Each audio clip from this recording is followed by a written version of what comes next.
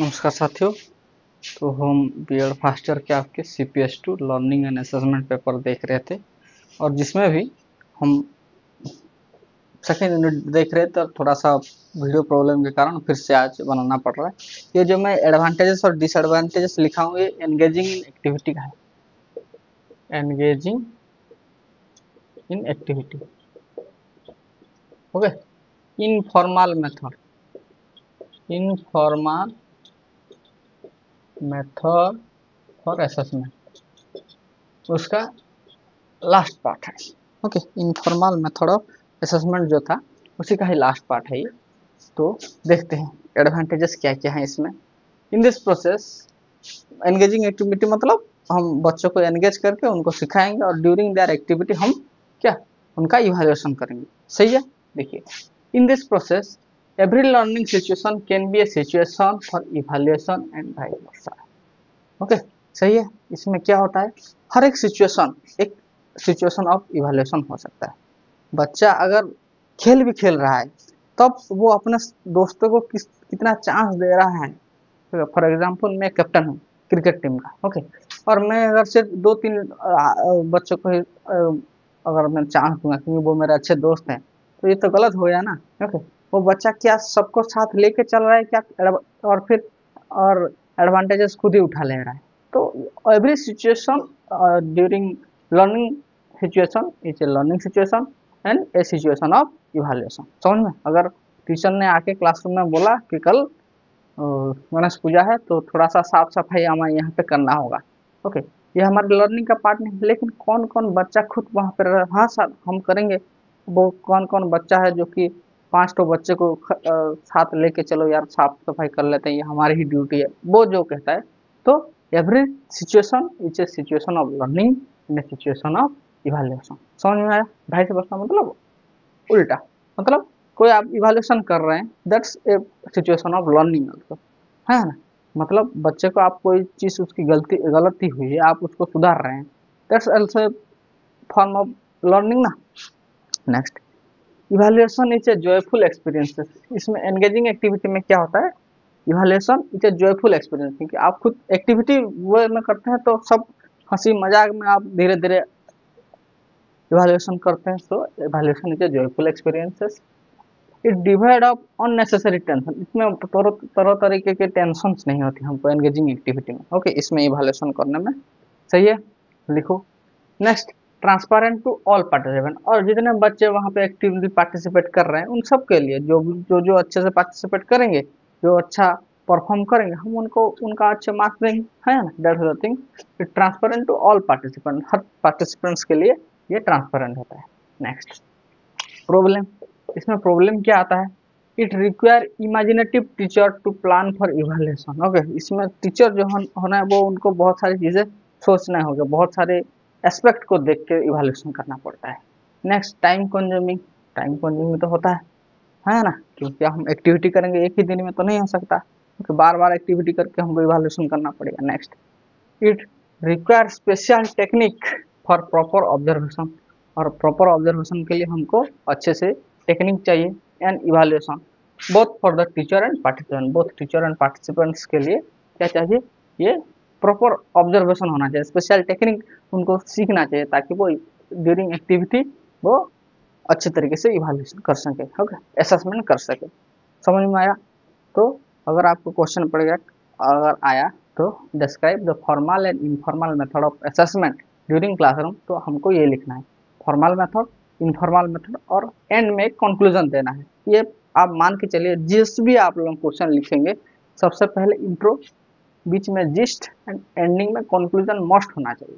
अगर आप चाहते हैं कि आपको अच्छा मार्क आए तो introduction and conclusion it's must bound, वो आता हो या ना आता हो। ओके, इंट्रोडक्शन तो हम कुछ भी लिख सकते हैं, लेकिन कंक्लूजन क्या होता है, जो आपने पीक पॉइंट लिखे हैं ना अपने क्वेश्चन में, उन सबका निचोड़ होना चाहिए। देखिए, evaluation in engaging student activity is more subjective. Okay, evaluation on engaging activity students activity is more subjective. It is in the learner and treated as human being. Okay, इसमें क्या होता है, लर्नर को हम as a human being treat करते हैं, not as a object, उसको वहाँ पे एक ऑब्जेक्ट की तरह हम ट्रीट नहीं करते। And hence provide hope for the encouraging better and effective learning, और हम आशा करते हैं कि इसके दौरान बहुत ही अच्छे से क्या होगा, पढ़ाई आगे बढ़ेगी, लर्निंग आगे बढ़ेगी। Hope you understand this, right it down. Okay,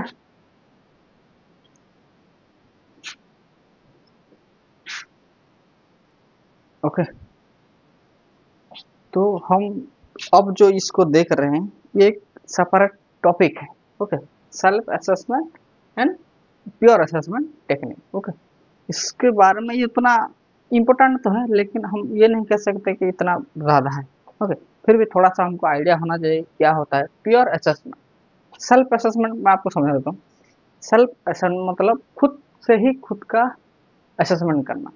तो जैसे कि आप खुद पढ़ रहे हैं, ओके, पढ़ रहे हैं और लेकिन आपका पढ़ाई इफेक्टिव है या नहीं आप जानने के लिए खुद कुछ ना कुछ टेस्ट मॉक है ना, कुछ क्वेश्चन पेपर सॉल्व कर रहे हैं, that is the self assessment. उसी को ही बोलते हैं सेल्फ असेसमेंट, खुद से ही खुद का असेसमेंट करना। प्योर असेसमेंट मतलब, प्योर मतलब आपके दोस्त लोग, ओके, ओके, तो आपके दोस्त लोग के साथ आपका असेसमेंट होना।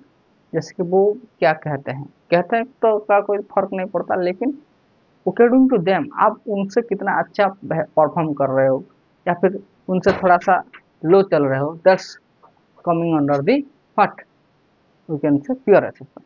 थोड़ा सा समझेंगे और नोट्स बना के लिखेंगे इसको, pure assessment and self assessment. It is widely recognized that when learner is fully engaged in the learning process, okay, ये एक्सेप्ट किया गया कि जब कोई लर्नर खुद ही बहुत डूबा हुआ है अपने लर्निंग प्रोसेस में, खुद से अपना टाइम टेबल बनाता है, उठता है, नहा धोता है, पूजा पूजा करके अपना पढ़ाई में व्यस्त रहता है। हाँ, सही है। So at that time learning increase, तब तभी उसका लर्निंग इंक्रीज होता है। समझ में आया? आप कहीं से भी पढ़िए, कहीं से भी पढ़िए, जब तक खुद ना पढ़ रहे हो, खुद 6-7 घंटे अच्छे से नहीं निकाल रहे हो पढ़ाई के लिए, तब तक आपका लर्निंग प्रोसेस इंक्रीज नहीं हो सकता। Okay, as a fundamental requirement of assessment for learning, it is for learner is to know what they have to learn. सबसे पहला, ये एक एक करके मैं करता लेकिन बड़ा हो जाता है। ओके, सबसे पहला, अगर आपको खुद का असेसमेंट करना है तो आपको सबसे पहले ये जानना चाहिए कि मुझे क्या पढ़ना चाहिए, what I have to learn. समझ में आया? जैसे कि मेरा एग्जांपल मैं आपको बताऊं, मैं अगर एसएसबी की बात करता हूँ कि टीचर का एग्जाम आरएसटी स्कूल में आता है, अगर मेरे को उस एग्जाम के लिए प्रिपेयर करना है तो मेरे को ये ध्यान देना होगा कि मेरे को क्या क्या पढ़ना। अरे मैथ आ रहा है, थोड़ा सा मैथ, थोड़ा सा रीजनिंग, बोटनी, जूलॉजी, केमिस्ट्री, इन सब पेपर में मेरा कमांड होना चाहिए। मेरे को उसमें अच्छा परफॉर्म करना पड़ेगा। मैं प्रीवियस ईयर क्वेश्चन देखूंगा, ओके, और उससे रिलेट करके जो जो ज़्यादा इंपॉर्टेंट है उन सबको पढ़ूंगा। तो सबसे पहला चीज़ है कि आपको पता होना चाहिए कि आपको क्या पढ़ना है। Okay, that you have to know what have to learn, क्या पढ़ना है, क्या जरूरत है। ओके, सही है। And why it is required, and why it is required, वो किस लिए चाहिए, and how it is to be assessed. देखिए, and why it is required, और वो आपको क्या क्या जरूरत है। Okay, why it is required मतलब जो आप पढ़ रहे हैं क्यों आपको जरूरत है। फॉर एग्जाम्पल मैं अगर बताऊं क्या आवश्यकता है आपकी पढ़ाई की, जैसे कि अगर मैं मैथ देख रहा हूँ तो उसमें ट्रिग्नोमेट्री और ज्योमेट्री पोर्शन अगर बहुत ही कम क्वेश्चन आ रहा है तो मैं उन दोनों चीज़ों को स्किप कर सकता हूँ। अलजेब्रा और कह सकता हूँ time and work, time and distance, अगर उसमें से क्वेश्चन ज़्यादा आ रहे तो मैं उसमें ज़्यादा टाइम दूंगा ना। तो मेरे को ये आना चाहिए क्या रिक्वायर्ड है मेरे लिए। मैं अगर कोई लर्निंग कर रहा हूँ तो क्या क्या रिक्वायर्ड है, क्या चाहिए मेरे को अपने एग्जाम में। प्रीवियस ईयर क्वेश्चन देख रहा हूँ कि वहाँ पे पेडागोजी से इस पोर्शन से ज़्यादा क्वेश्चन आ रहे तो मैं उसी को देखूंगा। जस्ट द सेल्फ असेसमेंट, खुद से खुद प्लान बना के खुद ही पढ़ने का हो, वैसे सेल्फ असेसमेंट कहा जाता है। It is required and how it will assessed, और आप खुद से खुद पढ़ाई की, आपने देखा कैसा हो रहा है और खुद से ही आगे बढ़ रहे हैं, खुद से खुद को असेस कर रहे हैं। जैसे कि मैं दे रहा हूँ, मैं इंग्लिश का मॉक देता हूँ ताकि मैं जान सकूँ कि मैं इंग्लिश में कितना लेवल पे हूँ, मैं क्वेश्चन को 50% क्वेश्चन में सॉल्व कर पा रहा हूँ या नहीं कर पा रहा हूँ। That's the assess. ओके, सबसे पहले बात मैं आपको एक इम्पोर्टेंट बात कह देता हूँ। सेल्फ असेसमेंट है जो आपने दिन भर पढ़ाई की, ओके, अच्छे से आपने पढ़ाई पढ़ाई वढ़ाई अपने सुबह से उठ के you complete your work, you complete your tax. Okay, आपने जितना घंटा टारगेट लिया था उतना घंटा आपने पढ़ लिया, लेकिन इवनिंग में क्या हुआ, आपने अपना दिन भर की पढ़ाई करके आप घूमने निकले, है ना, घूमने निकले और आपका वो दोस्त वहां पे मिल गया आपको, और आपने उन सबसे बात कर दी 4 घंटे वहीं से, ओके, खाना पीना करके, जान लो। तो इसी को ही, सो एट दैट पॉइंट, क्या होता है, जो आपने दिन भर जो आपने पढ़ा हुआ है, वो उस बात से वो आपका जो पढ़ा हुआ था वो एसेस हो जाए, वो गायब हो जाएगा। तो इसीलिए आपको कॉन्सेंट्रेट होना चाहिए। जब आप खुद से ही खुद को बनाना चाह रहे हैं, सेल्फ असेसमेंट करना चाह रहे हैं, तो ये ध्यान रहे कि आप डिस्टर्ब ना हो। Okay, you have to concentrate only on yourself. Okay, इसीलिए तो वो क्या कहते हैं कि पहले के ज़माने में हमारे हिंदुस्तान में क्या होता है, आश्रम की व्यवस्था थी। Okay, that students are going to a ashram and they have to study there. Okay, and routine work, वहाँ पे उनको डिस्टर्ब करने वाला कोई नहीं था। ओके, लेकिन आज के ज़माने में क्या है, बहुत सारे डिस्ट्रैक्शन है। So you have to save yourself from distraction till you achieve your goal. Until and unless you have your goal, be save yourself, make yourself जो आप अच्छा लगे, सही है। देखिए, that's the self assessment. Hope you understand this. When learner able to understand the assessment criteria, progress and often maximize, especially when individual have opportunity apply to the assessment criteria to work produced by their peer as a part of planned classroom activity. Okay, for example ये बात है pure assessment. Pure assessment मतलब जब आपके pure के साथ during the classroom activity जब आप सीखते हैं, उसी को ही बोलते हैं प्योर असेसमेंट। ओके, आप खुद बहुत बार ऐसा होता है कि कोई बच्चा अकेला पढ़ता है तो वो नहीं पढ़ता है, लेकिन उसके साथ अगर कोई बैठा है, अगर तो उसको उसके दिमाग में आता है ये मेरा कॉम्पिटिटर है और मुझे उससे ज़्यादा मार्क्स चाहिए, तो वो मेहनत करता है।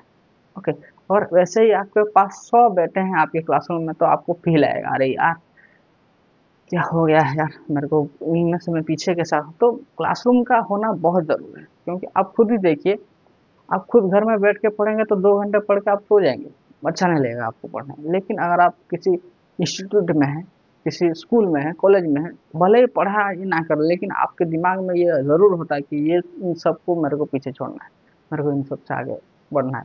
ओके, समझ में आया, ताकि आप जोश में बने रहें कि आपको that give your motivation of your pure. आपका कंपटीशन ही आपको आगे लेके जाता है ना, कंपटीशन ही आपको पढ़ाई करना सिखाता है।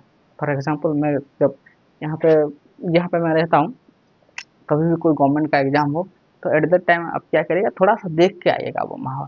जब जब टाइम हो गया, मतलब 12 बजे एग्जाम खत्म हुआ, तो 12 बजे थोड़ा सा घूम के आइए उसे। इतने लड़के हैं हमारे उड़ीसा में अनएम्प्लॉयड, हम भी हैं, ये मैं नहीं कह रहा हूँ, लेकिन तो आपको पता चलेगा कितना कंपटीशन है। ओके, और उसी से ही आप आगे बढ़ेंगे। That's called pure assessment. And learner able to understand assessment criteria, progress often maximize, धीरे धीरे उनका प्रोग्रेस मैक्सिमाइज होता है, specially when individual have opportunity to apply the assessment criteria to work produced by their pure. Okay, उनके pure के साथ साथ जब उनका कंपैरिजन होता है as a part of plan classroom activity, उसी को ही प्लान क्लासरूम एक्टिविटी कहा जाता है। Peer assessment using the predefined criteria in the next stage to evaluate learning, understanding and consolidate learning. Okay, peer assessment किस लिए किया जाता है? It is a predefined. Okay, pre-planned तो नहीं कह सकते, predefined criteria in the next to evaluate learner understanding and consolidate learning.